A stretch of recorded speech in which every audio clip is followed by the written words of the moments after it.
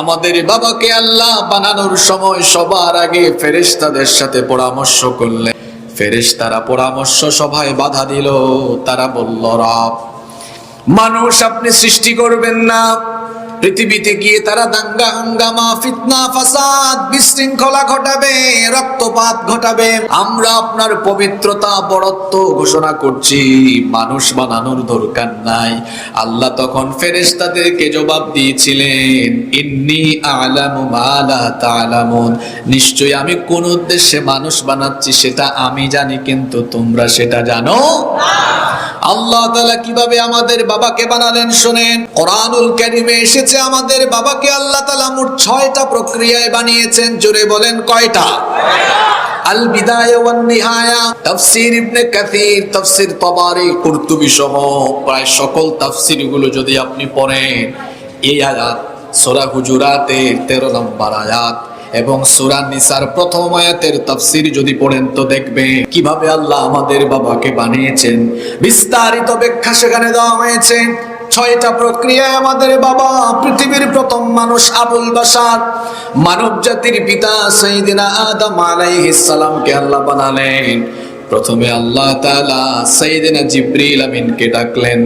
জিবরিল আমিনকে ডেকে বললেন, হে জিবরিল, তুমি দুনিয়াতে যাও, দুনিয়ায় গিয়ে দুনিয়ার সকল রং এবং উপাদানের মাটি সংগ্রহ করো, আমি আদম বানাবো। সাইয়্যিদিনা জিবরিল আমিন দুনিয়াতে আসলেন। দুনিয়ায় এসে তিনি যখন জমিন থেকে মাটি সংগ্রহ করতে যাবেন, জমিন তখন ফরিয়াদ করলো, হে আল্লাহর ফেরেশতা, তুমি আমার অঙ্গহানি করো না, আমার মধ্যে কোনো খুঁত সৃষ্টি করো না, আমি তোমার কাছ থেকে আল্লাহর কাছে পানাহ চাই। সাইয়্যিদিনা জিবরিল আমিন মাটির এই ফরিয়াদ শুনে খালি হাতে ফিরে গেলেন। আল্লাহ তাআলা জিজ্ঞেস করলেন, কি ব্যাপার জিবরিল, খালি হাতে ফিরে এসেছো কেন?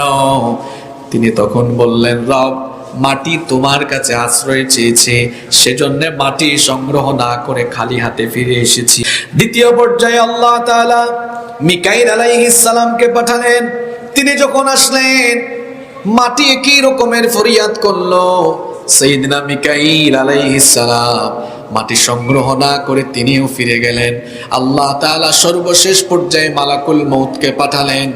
মালাকুল মউত যখন আসলেন, মাটি একই রকম কথা বলল। মাটি বলল, হে আল্লাহর ফেরেশতা, আমার মধ্যে তুমি কোনো খুঁত সৃষ্টি করো না, আমার অঙ্গহানি করো না। মালাকুল মউত এমন এক ফেরেশতা, যেই ফেরেশতা অত্যন্ত রূঢ় এবং নির্মম হৃদয়ের অধিকারী, তার মধ্যে কোনো দয়া মায়া নাই। একজন মানুষ যখন মারা যায়, আশেপাশে থাকা মানুষগুলো সেই ব্যক্তির আর্তনাদ, আর্তচিৎকারে দেখা যায় তাদের মনে দয়া মায়া সৃষ্টি হয়, কিন্তু মালাকুল মউতের মধ্যে কোনো দয়া মায়া সৃষ্টি হয় না। এত কঠিন হৃদয়ের অধিকারী করে আল্লাহ তাকে বানিয়েছেন। আর এরকম কঠিন হৃদয় যদি না থাকতো, তাহলে প্রাণীর প্রাণ তিনি কবজ করতে পারতেন। মালাকুল মউতকে যখন মাটি এই ফরিয়াদ করলো, মালাকুল মউত তখন বললেন, তুমি আল্লাহর কাছে আশ্রয় চেয়ে লাভ নাই, কারণ আমি আল্লাহর ওই হুকুমে এসেছি। তিনি তখন দুনিয়ার সকল রং এবং উপাদানের মাটি সংগ্রহ করে নিয়ে গেলেন। আদমের ছেলে মেয়েরা দেখেন, আফ্রিকায় যারা বসবাস করে, কিছু কিছু দেশের মানুষ কুচকুচে কালো, মধ্যপ্রাচ্যের কিছু কিছু দেশের মানুষ আবার সুন্দর, পশ্চিমা দেশের মানুষ আবার দেখা যায় বেশি ফ্যাকাশে, আর আমাদের এই উপমহাদেশে দেখা যায় শঙ্কর জাতের মানুষ। লম্বাও আছে, খাটো আছে, চিকনও আছে, পাতলা আছে, মোটা আছে, সুন্দর আছে, কালো আছে, সাদা আছে, কালো আছে, শ্যামলা আছে। সারা দুনিয়াতে আদমের ছেলে মেয়েরা এমন কাইফিয়াতের কেন? কেউ লম্বা, কেউ খাটো, কেউ মোটা, কেউ চিকন, কেউ সাদা, কেউ কালো। এর কারণ হলো পৃথিবীর প্রথম মানুষ আমাদের বাবা আদম আলাইহিস সালামকে বানানোর সময় আল্লাহ তাআলা দুনিয়ার সকল রং এবং উপাদানের মাটি সংগ্রহ করে, সেই রং আর উপাদানের মাটি দিয়ে আল্লাহ আমাদের বাবাকে বানিয়েছেন বলে আদমের ঘরের ছেলে মেয়েরাও এক একজন এক এক জাতের, এক এক কালারের হয়েছে। পর্যায়ে বানিয়েছেন। তো শুনুন কোরআন থেকে। নাম্বার 1, ফেরেশতা যে মাটিগুলো সংগ্রহ করলেন। সেই মাটিগুলো ছিল বিভিন্ন রঙের, বিভিন্ন উপাদানের। এঁটেল মাটিও ছিল, ধুলা মাটিও ছিল, বালু মাটিও ছিল। সকল মাটিগুলোর মিশ্রণ আল্লাহ ঘটালেন। সকল মাটিগুলোর মিশ্রণ ঘটিয়ে সেই মাটিগুলোকে আল্লাহ ধুলাবালি যুক্ত মাটিতে পরিণত করলেন। এজন্য আল্লাহ কোরআনুল কারীমে বলেছেন, খলাকাহু মিন তুরাব, তাকে আমি তোরাব থেকে বানিয়েছি। এখানে উলামা মাশায়েখগণ বসা আছেন। তোরাব মানে হলো মাটি, আবার তিন মানে হলো মাটি, কিন্তু পার্থক্য হলো আপনি আরবি অভিধান যখন পড়বেন তখন দেখবেন ধুলাবালি যুক্ত মাটিকে আরবিতে বলা হয় তোরাব, আর ভিজা মাটি, কাদা মাটিকে আরবিতে বলা হয় তিন। আল্লাহ তাআলা কোরআনে কারীমে কোথাও কোথাও বলেছেন তোরাব, কোথাও কোথাও বলেছেন তিন। তোরাব হচ্ছে মানুষ সৃষ্টির প্রথম পর্যায়, তিন হচ্ছে মানুষ সৃষ্টির দ্বিতীয় পর্যায়। আল্লাহ তাআলা বলেছেন ওই সংগ্রহ করা সকল মাটিগুলোর মিশ্রণ ঘটিয়ে সেগুলোকে ধুলাবালিতে পরিণত করা হলো। এরপরে 2 নম্বরে সেই মাটির উপরে আল্লাহ রহমতের বৃষ্টি নাজিল করলেন। যখন ধুলাবালি যুক্ত মাটির মধ্যে বৃষ্টি নাজিল হলো, সেই মাটি এবার ভিজা মাটি, কাদা মাটিতে পরিণত হয়ে গেল। এজন্য আল্লাহ কোরআনে কারীমে বলেছে, ওয়াবাদা খালকাল ইনসানি মিন তিন, মানুষ সৃষ্টি আমি শুরু করেছি ভিজা মাটি থেকে। 3 নম্বরে এবার সেই ভিজা মাটিকে আঠালো মাটি, যেটাকে আমরা বলি এঁটেল মাটি, এঁটেল মাটিতে পরিণত করা হলো। আল্লাহ কোরআনে কারীমে বলেছেন, ইন্না খালাকনাহুম মিন তিনিল লাযিব, নিশ্চয়ই আমি মানুষকে সৃষ্টি করেছি আঠালো ভিজা মাটি থেকে। 4র্থ পর্যায়ে সেই ভিজা মাটিকে এবার গন্ধযুক্ত শুষ্ক মাটিতে পরিণত করা হলো। এজন্য আল্লাহ কোরআনে কারীমে বলেছেন, ওয়ালাকাদ খালাকনাল ইনসানা মিন সালসালিম মিন হামাইম মাসনুন। আল্লাহ তাআলা বলছেন অবশ্যই মানুষকে আমি গন্ধযুক্ত শুষ্ক মাটি থেকে সৃষ্টি করেছি। এবার সেই গন্ধযুক্ত শুষ্ক মাটির উপরে আল্লাহ তাআলা আকৃতি দেওয়া আরম্ভ করলেন, স্ট্রাকচার দেওয়া আরম্ভ করলেন। আমাদের বাবাকে আল্লাহ চক্ষু দিলেন, নাক দিলেন, ঠোঁট দিলেন, কান দিলেন, হাত দিলেন, পা দিলেন। সুন্দর একটা স্ট্রাকচার দিয়ে মূর্তির মতো আল্লাহ তাকে রেখে দিলেন 40 বছর। জুড়ে বলেন কত বছর? 40 বছর রেখে দিলেন। এই রকম অবস্থাতেই তিনি পড়ে আছেন 40 বছর। শুকাতে শুকাতে সেটা ঠনঠনে মাটির মতো হয়ে গেল। এজন্য আল্লাহ তাআলা কোরআনুল কারীমে আমাদের পরিচিত সূরা রহমানের 14 নম্বর আয়াতে বলেছেন, খালাকাল ইনসানা মিন সালসালিন কাল ফাখার, মানুষ আমি সৃষ্টি করেছি শুষ্ক ঠনঠনে মাটি থেকে। 40 বছর পর্যন্ত ঠনঠনে মাটিতে পরিণত করা হয়েছে, শুকিয়ে শুকিয়ে। ফেরেশতারা আশেপাশে ঘুরঘুর করে, ফেরেশতারা কিছু বুঝে না, আল্লাহ কি যে বানাইতেছে তারা বুঝে না। ইবলিস বেশি টেনশনে। ইবলিস যখন আমাদের বাবার এই আকৃতির আশেপাশে ঘোরাঘুরি করে, সে বেশি পেরেশান। কি জানি আল্লাহ বানান, সে আবার মাঝে মাঝে গুতাগুতিও করে, দেখি তো এটা কি। যখন সে গুতাগুতি করে তখন ঠন ঠন ঠন ঠন আওয়াজ হয়। একদিন সে আমাদের বাবার নাকের ভেতরে দিয়ে ঢুকে গোটা শরীর সফর করে পিছন দিক দিয়ে বের হলো। বের হয়ে এবার বাকি ফেরেশতাদেরকে বলল, দেখো আমি এর গোটা ভেতরটা সফর করে দেখেছি, ভেতরটা একেবারে শূন্য, ভিতরে কিছুই নাই। সুতরাং টেনশনের কোনো কারণ নাই। ব্যাককল বেকুব ইবলিস, সে তো জানে না তখনও পর্যন্ত আমাদের বাবা দেহের ভেতরে আল্লাহ রূহ দেন। ষষ্ঠ এবং সর্বশেষ পর্যায়ে আমাদের বাবার দেহের ভেতরে এবার আল্লাহ রূহ দিলেন। এজন্য আল্লাহ কোরআনে কারীমে বলেছেন, ফাইদা সাওয়াইতুহু ওয়া নাফাখতু ফীহি মির রূহি, অতঃপর আমি তাকে আকৃতি দিলাম, আকৃতি দেওয়ার পরে আমি তার ভেতরে রূহ ফুঁকে দিলাম। এভাবে 6টা পর্যায়ে আমাদের বাবাকে যিনি বানিয়েছেন, গলার আওয়াজ বড় করে সবাই বলেন, তিনি কি? আল্লাহ। আমাদের বাবাকে রূহ কেমনে দেওয়া হলো? নাক এবং চোখের ভেতরে দিয়ে যখন রূহ ঢুকিয়ে দেওয়া হলো, আমার বাবারা, আমার ভাইয়েরা সবাই বলেন তো দেখি, নাকের ভেতর দিয়ে কোনো কিছু যখন ঢুকে তখন বিড়বিড় বিড়বিড় করে কি করে না? রান্নাঘরে যখন ঝাঁঝালো কিছু রান্না হয় তখন নাকের মধ্যে দেখেন কেমন কেমন জানি করে, আর এরপরে কি আসে? মাশাআল্লাহ, কি আছে? হাঁচি আসে আমাদের বাবার নাকের ভেতর দিয়ে। যখন রুহ ঢুকিয়ে দেওয়া হলো, রুহটা শরীরের ভেতরে ঢুকে যাওয়ার পরে সঙ্গে সঙ্গে তিনিও মারলেন হাঁচি, তিনিও দিলেন হাঁচি। হাঁচি দেওয়ার সঙ্গে সঙ্গে তার জবান থেকে বের হয়ে গেল আলহামদুলিল্লাহ। এখন প্রশ্ন হলো, আমাদের বাবার ভেতরে রুহ যাওয়ার পরে তিনি হাঁচি দিয়ে আলহামদুলিল্লাহ বললেন কেন? কারণ হলো আলহামদুলিল্লাহ মানে হলো প্রশংসা আর শুকরিয়া কার? আস্তে বলবেন না, জোরে বলেন কার? হাঁচি দিলে কেন আল্লাহর প্রশংসা করতে হয় জানেন? নিয়ে চিকিৎসা বিজ্ঞান গবেষণা করে অনেক চমৎকার তথ্য দিয়েছে। হাঁচি দেওয়ার পরে আমরা আলহামদুলিল্লাহ কেন পড়ি? আমরা এই যে পরিবেশে বসবাস করি, এই পরিবেশের মধ্যে ব্যাকটেরিয়া, জীবাণু যার মাঝে কম না বেশি? অনেক জীবাণু, চতুর্দিকে জীবাণু।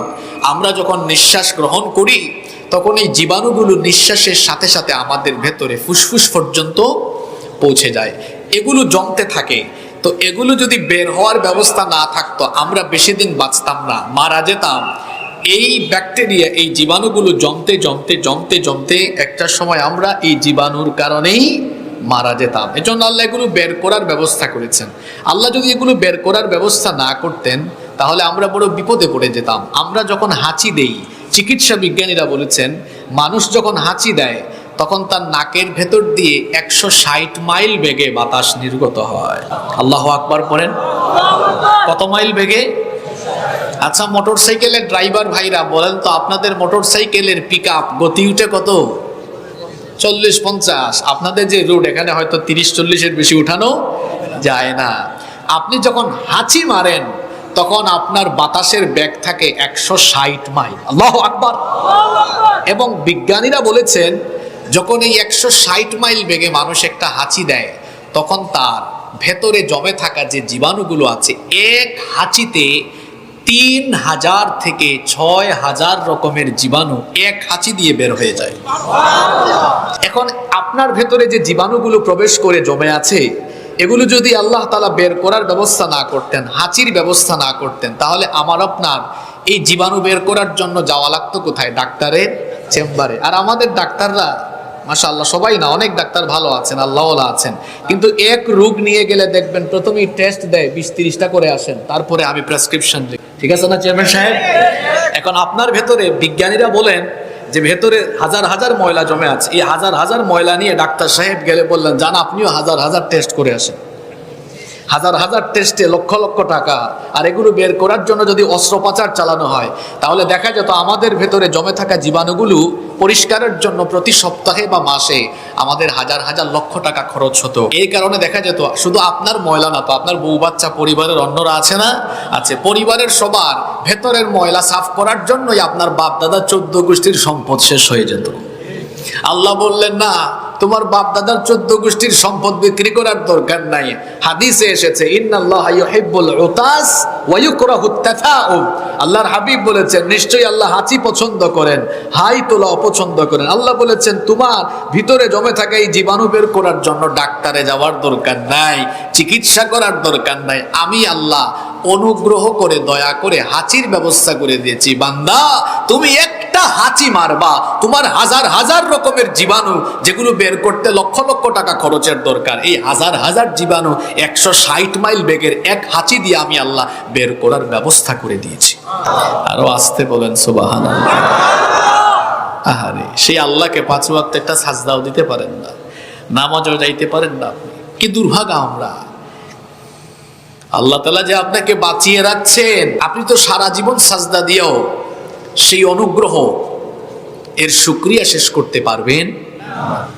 অক্সিজেন যে গ্রহণ করেন, বিজ্ঞানীরা বলেন একজন মানুষ প্রতিদিন, সুস্থ মানুষ প্রতিদিন বেঁচে থাকার জন্য 550 লিটার অক্সিজেন গ্রহণ। এই 550 লিটার অক্সিজেনের বাজার দাম হলো 5 থেকে 6 লক্ষ টাকা। এখন এই 5 লক্ষ টাকার অক্সিজেন আপনি গ্রহণ করেন কয় দিনে? জোরে বলেন। একদিনে। তো মাসে তো 30 দিন।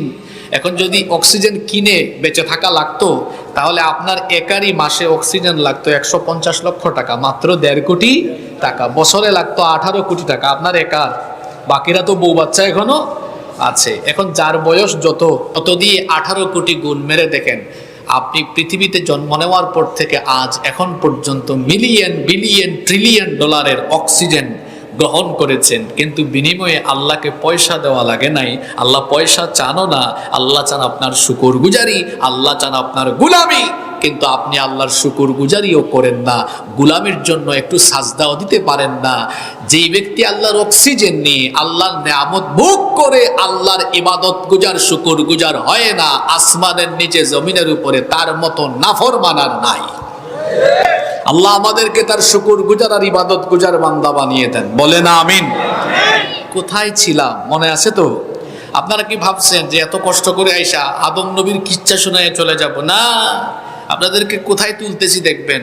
5 মিনিট পরে দেখবেন বর্তমান জামানার হাল হকিকত সব এই আয়াতের ভেতরে চলে আসবে ইনশাআল্লাহ। আল্লাহ বলছেন, ইয়া আইয়ুহান নাস, হে মানব জাতি, ইন্না খলাকনাকুম, নিশ্চয়ই আমি তোমাদেরকে সৃষ্টি করেছি, মিন যাকারিন, কয়জন পুরুষ থেকে?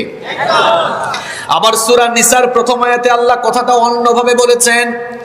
বিবাহের খুতবায় ওই আয়াতটা পড়া হয়, ইয়া আইয়ুহান নাসু ইত্তাকু রাব্বাকুমুল্লাযী খালাকাকুম মিন নাফসিন ওয়াহিদাতিন ওয়া খালাকা মিনহা যাওজাহা ওয়া বাসসা মিনহুমা রিজালান কাসীরান ওয়া নিসাআ ইত্তাকুল্লাহাল্লাযী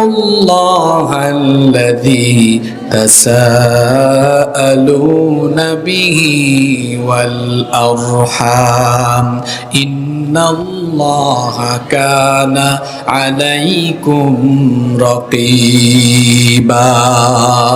কথাকার আল্লাহ বলছেন, হে মানব জাতি, তোমরা তোমাদের রবকে ভয় করো।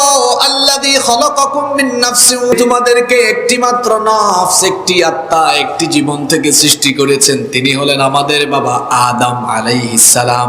আল্লাহ আমাদের বাবাকে বানালেন, এরপরে আমাদের বাবা একাকী আছেন। একা একা থাকতে তো ভালো লাগে না। আল্লাহ তাআলা আমাদের বাবার জন্য একজন সঙ্গিনী তৈরি করলেন। আল্লাহ সিদ্ধান্ত নিলেন আল্লাহ তার জন্য একজন জীবন সঙ্গিনী বানাবেন। এবার আল্লাহ বানালেন আমাদের মা সাইয়্যিদাতুনা হাওয়া আলাইহাস সালামকে। হাওয়া আলাইহাস সালাম হচ্ছেন দুনিয়ার সবচাইতে সুন্দরী নারী। সুবহানাল্লাহ। এই দুনিয়ার সবচেয়ে সুন্দরী নারী হচ্ছেন হাওয়া আলাইহাস সালাম। কে কিভাবে বানানো হলো? আল্লাহ সূরা নিসার এই আয়াতে বলেছেন, ওয়া খালাকা মিনহা যাওজাহা, আমি তার থেকে অর্থাৎ আদম থেকেই তার স্ত্রীকে বানালাম। সুবহানাল্লাহ পড়বেন না? এখন হইল কয়জন? জোরে বলেন কয়জন? এই দুইজনকে আল্লাহ জান্নাতে দিলেন শয়তানের ওয়াসওয়াসায়। আপনারা ঘটনা জানেন, দুনিয়াতে আসলেন, আমি সেদিকে যাচ্ছি না, আমি আমার মূল জায়গায় চলে আসতেছি। এই দুইজন পৃথিবীতে আসলেন, সেটা ছিল পৃথিবীর প্রথম সংসার।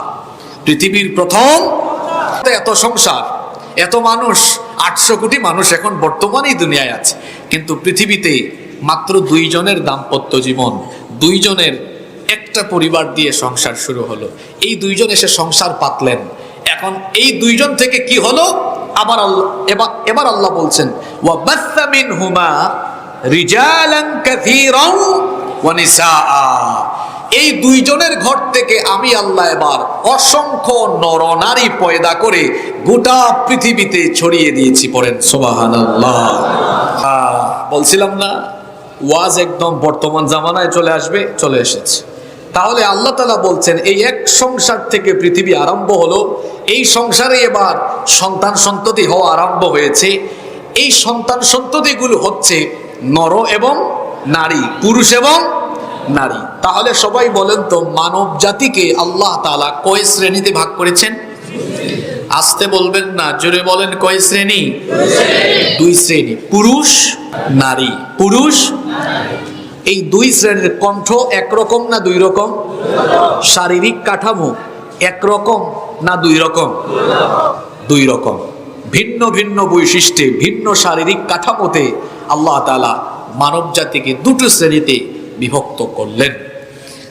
কোন ঘরে যখন সন্তান জন্ম নেয়, যদি তার হাতে সমস্যা, পায়ে সমস্যা, চোখে কানে যে কোনো অঙ্গ প্রত্যঙ্গে সমস্যা থাকে, তখন আমরা বলি অমুকের সন্তান প্রতিবন্ধী। আমরা কি বলি তাকে? মানুষ যেমন বিভিন্ন অঙ্গের ক্ষেত্রে প্রতিবন্ধী হতে পারে, ঠিক তেমনি যৌনাঙ্গ, গুপ্তাঙ্গ, লজ্জাস্থানে ত্রুটি বা প্রতিবন্ধকতা নিয়ে জন্ম নিতে পারে।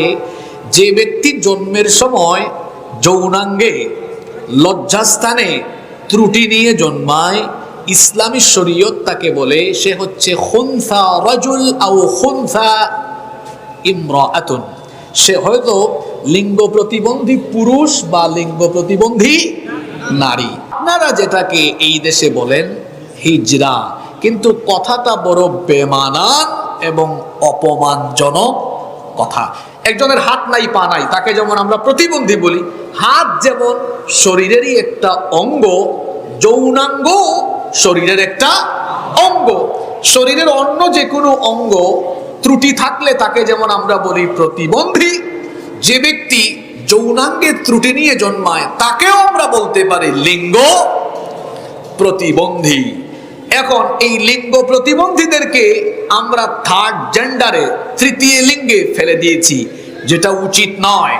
এ ব্যাপারে পৃথিবীর জগৎ বিখ্যাত ওলামা মাশায়েখগণ ফতোয়া দিয়েছেন। তারা বলেছেন যৌনাঙ্গের ত্রুটি নিয়ে যে জন্মায় তার কণ্ঠ যদি বড় হওয়ার পরে দেখা যায় ছেলের মতো, দাঁড়িয়ে উঠে, গুফও উঠে, তাহলে তাকে লিঙ্গ প্রতিবন্ধী হোক, তাকে ছেলে হিসাবে সমাজে স্বীকৃতি দাও। আর লিঙ্গে প্রতিবন্ধকতা থাকলেও বড় হওয়ার পরে কণ্ঠ মেয়েদের মতো, চালচলন বেশভূষা সবই মেয়েদের মতো, তার লিঙ্গ প্রতিবন্ধকতা আছে, তাকে সমাজে মেয়ে হিসাবে স্বীকৃতি দাও। এবং ইসলাম বলে এদের যেন চিকিৎসারও ব্যবস্থা করা হয়। আরেক প্রকার আছে যারা জন্মের সময় তাদের কোনো লিঙ্গের আলামতি পাওয়া যায় না, এদেরকে ইসলামী শরীয়তের ভাষায় বলা হয় খুনসা মুশকিল। অর্থাৎ সে যে কোন লিঙ্গের এটা বোঝা যাচ্ছে না, মুশকিল। এইরকম পৃথিবীতে এদের সংখ্যা এত কম যে বিজ্ঞানীরা বলেন, চিকিৎসা বিজ্ঞান বলছে আজকে যে এদের সংখ্যা পৃথিবীতে প্রতি ৫,০০০-এর মধ্যে একজন বা তারও কম হতে। আমার কথা কি শুনতে পাচ্ছেন? এখন অমনোযোগী হইয়েন না। আজকের ওয়াজ আসমানের উপরের ওয়াজও না, জমিনের নিচের ওয়াজও না, আসমান জমিনের মাঝখানে আমাদের ওয়াজ হবে ইনশাআল্লাহ। তাহলে পুরুষ এবং নারী সুস্থ জন্ম নিতে পারে, আবার সে প্রতিবন্ধকতা নিয়েও জন্ম নিতে পারে। এখন এই সুস্থ অসুস্থ এটার ইখতিয়ার একমাত্র যার, জোরে বলেন তো তিনি কে? আল্লাহ।